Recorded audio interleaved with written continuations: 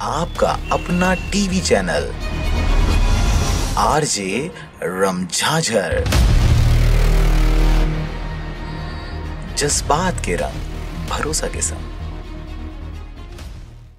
आगामी परीक्षाओं के मद्देनजर संभाग के आईजी ने पुलिस प्रशासन को ध्वनि प्रदूषण करने वालों के ऊपर सख्त कार्रवाई करने का आदेश जारी किया है।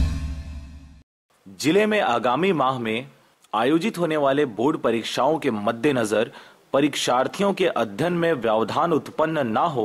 तथा वार्षिक परीक्षा को शांतिपूर्ण रूप से संपन्न कराने के लिए रात्रि 10 बजे के बाद तीव्र ध्वनि विस्तारक यंत्रों के उपयोग पर प्रतिबंध लगाया गया है।